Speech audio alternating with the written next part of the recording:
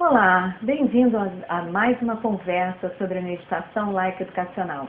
E hoje eu estou particularmente feliz porque eu estou trazendo um brinde da técnica para vocês aprenderem, testarem e retornarem aqui, de preferência para fazer o curso. A meditação laica educacional ela é uma técnica que educa emocionalmente com consequências comportamentais. Ela está baseada na publicação desse livro aqui, Meditação Laica Educacional para uma Educação Emocional. Isso hoje é uma marca registrada.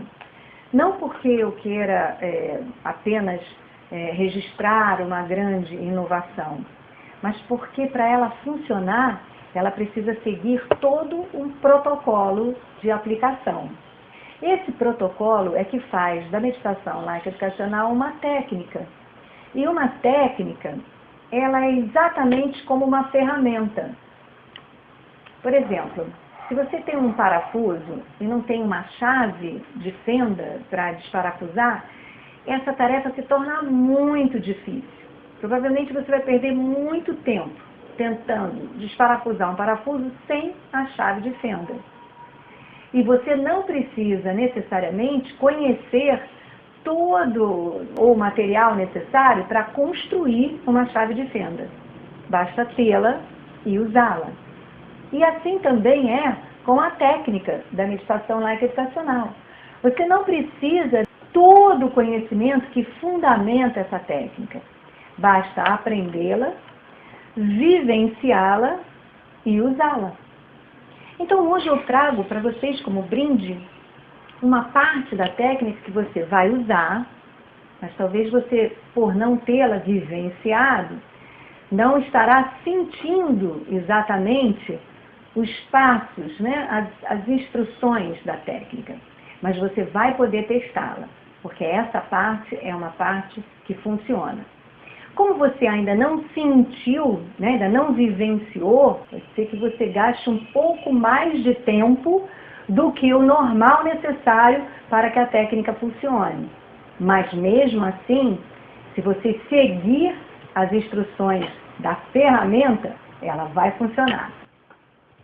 Então, só para você ter uma ideia, a meditação laica educacional, ela educa porque ela está baseada em 3 grandes linhas de conhecimento. Ela está baseada na didática, na psicologia e na filosofia. O autor da filosofia que nos fundamenta é Edgar Morin. E trabalhamos então com um pensamento complexo, que é diferente do pensamento lógico, linear, de causa e efeito, que geralmente nós usamos para tudo na nossa vida. Para tudo nós estamos discriminando, analisando, entendendo o porquê que aquilo aconteceu, qual foi a causa, o resultado, separamos e escolhemos. O pensamento complexo, o pensamento holístico, sistêmico, ele é diferente. Ele consegue analisar a situação, captar da situação tudo aquilo que envolve aquela questão. Eu vou dar um exemplo, na caneta. Para o pensamento complexo, uma caneta, quando ela é vista, ela é analisada da seguinte maneira: de que material ele é feito, se esse material é reciclável ou não, se esse material é poluente ou se ele pode ser reaproveitável, já falei se ele é reciclável, se a fabricação dele é brasileira ou importada, se no preço dele estão incluídas as taxas, se a mão de obra dele é bem paga ou se é uma mão de obra que vive fazendo greve por salários. Então, quando você olha um objeto segundo o pensamento complexo, você já complexifica a realidade e entende todas as questões que estão envolvidas nesse objeto. Percebe? Então, esse tipo de pensamento é um pensamento que está imbuído na técnica da meditação laica, e que você vai começar a praticar esse pensamento, a trabalhar com essa leitura da realidade, sem necessariamente ter estudado o Morin. Uma outra linha de conhecimento que fundamenta a técnica é a psicologia. E a psicologia, nas suas mais recentes descobertas, com relação à dinâmica emocional do ser humano. Por exemplo, recentemente se descobriu uma técnica em psicologia chamada psicoterapia breve focal. Um grupo de Nova York trabalha com essa linha de pensamento. E descobriu-se, por exemplo, que quando o paciente chega no consultório, ele traz uma queixa. Aquela queixa, geralmente, é um comportamento que ele tem, que ele não quer mais. Descobriu-se que, se formos em busca da emoção, do sentimento e do afeto que está por trás daquele comportamento, e aí então formos pesquisando qual foi a primeira vez que aquela emoção ou afeto se manifestou, em qual foi a circunstância, se nós ressignificarmos a emoção naquela circunstância, por conseguinte, o comportamento desaparece. Porque há uma descarga emocional que vai deixar com que aquele sujeito seja sempre reativo toda vez que aquela emoção for revivida. E a didática que dá conta da organização desses conhecimentos numa sequência de tal forma que possa trabalhar com as inteligências humanas, como nós já havíamos visto antes, trabalhar com um relaxamento físico, com uma descarga emocional, com uma administração da mente, dos pensamentos, com um lado criativo do sujeito, até que ele tenha a oportunidade de, naquele momento, transcender a mente e experimentar um estado de presença. Então, uma vez que você apreende o protocolo da técnica e vivencia as suas etapas, você então estará preparado para aplicar a técnica na sua sala de aula e obter os resultados maravilhosos em termos de uma relação mais respeitosa, mais amorosa, mais concentrada, mais atenta entre você e seus alunos dentro da sala de aula. Como desparafusar um parafuso com a chave de fenda correta. Então vamos lá, vamos ao brinde. Muito bem. Como conseguir silêncio e atenção da sua turma sem ter que gritar, né? Sem ter que bater na porta, pegar a caneta pilô e bater no quadro, ou ficar horas esperando que eles finalmente prestem atenção em você. Então vamos lá. Se você entra na sua sala de aula e você quer o silêncio e a atenção dos seus alunos, e isso é necessário na técnica da meditação laica, porque você precisa do silêncio e da atenção dos seus alunos para que você os convide a meditar. Que nenhum aluno seu, isso já faz parte do protocolo, deve ser obrigado a meditar.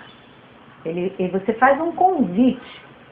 Então, vamos começar do começo. Vamos preparar a turma para que você faça esse convite. Como você vai ficar só com o extrato da técnica, você vai preparar a turma para a sua aula. Então, se você quer o silêncio e a atenção da turma, corporifique essas duas posturas. Entre na sua sala de aula e fique em silêncio. E dê atenção para os seus alunos. Eu vou trazer aqui uma colocação de Paulo Freire para nos ajudar a entender o quanto é importante essa postura do professor. Paulo Freire diz que nós temos a necessidade da corporificação das palavras pelo exemplo. O que acontece é que na maioria das vezes a gente também está apressado, tem uma série de coisas para resolver, senta na mesa e enquanto os alunos não fazem silêncio, eu estou lá olhando meu material, preparando a chamada, aproveito que eles não vão fazer silêncio tão cedo mesmo e dou uma olhada no meu celular para saber se tem algum recado. E isso não é dar atenção aos seus alunos. Como querer a atenção deles se a gente não está naquele momento efetivamente atento ao que eles estão fazendo? Como exigir silêncio deles se eu não estou de verdade em silêncio? Se eu não estou fisicamente em silêncio, mentalmente em silêncio, emocionalmente em silêncio, atento aos alunos. Então, essa é a postura. E olha, pode esperar porque eles vão te provocar. Quando a sua turma vê você parado na frente deles, em silêncio, o que está acontecendo, professor? Olha aí, professor! Aí, o povo não fica quieto. Aí tem sempre um que grita, turma, vamos fazer silêncio, que o professor quer falar. E você ali esperando silêncio. Não aceite provocações. Continue em silêncio. E agora que vem uma parte que eu não sei se você consegue, mas vamos lá, tenta. Procure ficar em silêncio e atento à sua turma amorosamente. Porque não vale você também ficar em silêncio e ficar assim, olha, com aquele olhar de que será que eles não vão, eu tenho tanta coisa para dar hoje na aula, quanto tempo eu vou ter que ficar aqui executando a técnica do silêncio? Não vale, né? Um silêncio amoroso, um silêncio atento. Deixa eu te falar uma coisa. Hoje em dia, as crianças e os jovens não têm mais a rua para brincar. Não tem mais a árvore para subir. Mal tem a bola para jogar ali fora. Hoje em dia, eles também estão conectados o tempo todo nos aparelhinhos. É a forma que eles têm de se comunicar.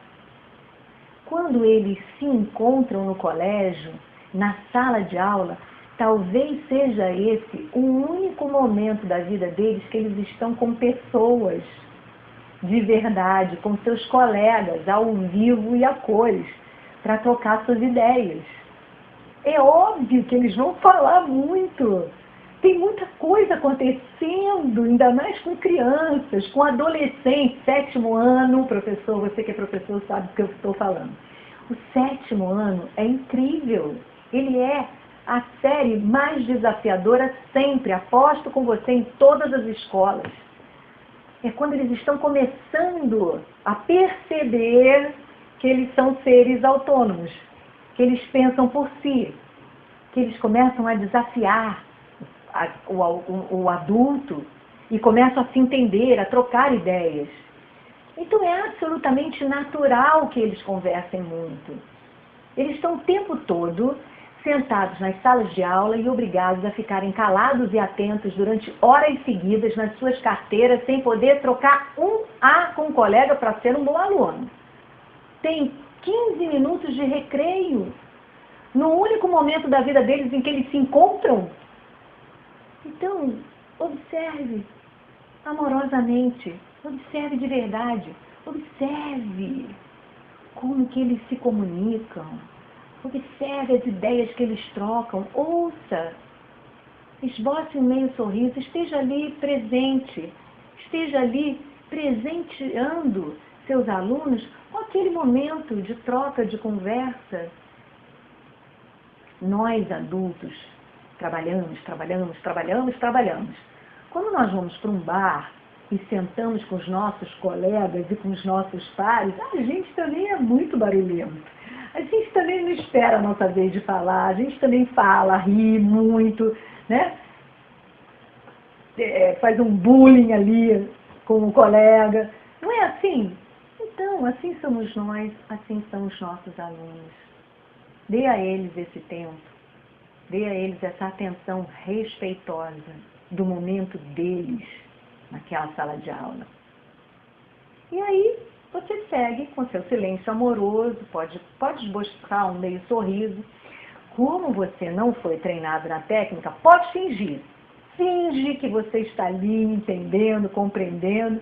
Coloque um meio sorriso no seu rosto, né? E não aceite provocações, mantenha-se em silêncio e espere o tempo que for necessário, até que você tenha todos atentos e silenciosos, esperando você começar a sua aula.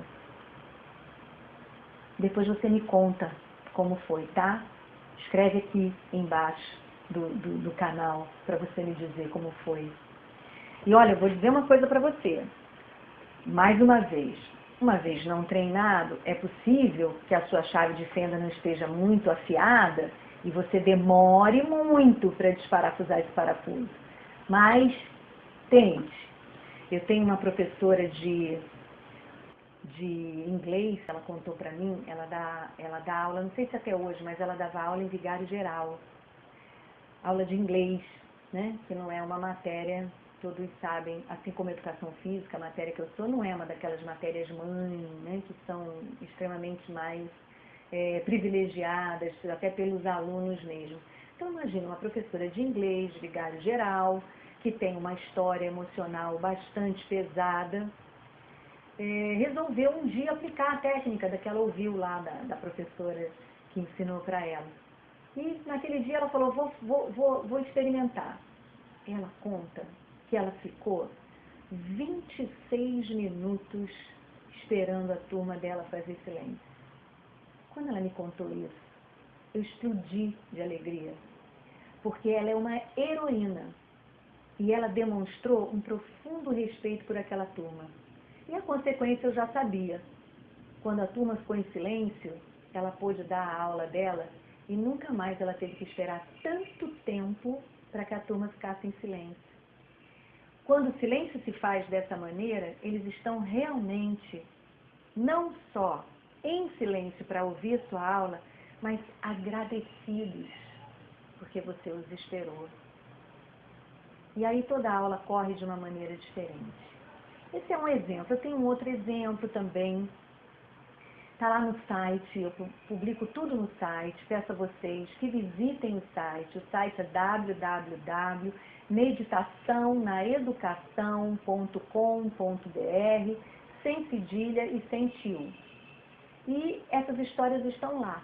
Né? Tem uma outra professora que ela diz que quando ela conseguiu silêncio, e que demorou muito tempo também, ela disse que ela era capaz de ouvir os passos dela indo até a porta para fechar a porta para ela então começar a meditação Like Educacional. Faço votos que você experimente a técnica, volte aqui, dê seu like ao vídeo, faça os seus comentários e visite o nosso site para que você possa vir a se tornar um professor meditador laico e fazer uma verdadeira revolução na educação, na aplicação dessa nova pedagogia emocional. Obrigada e até a próxima.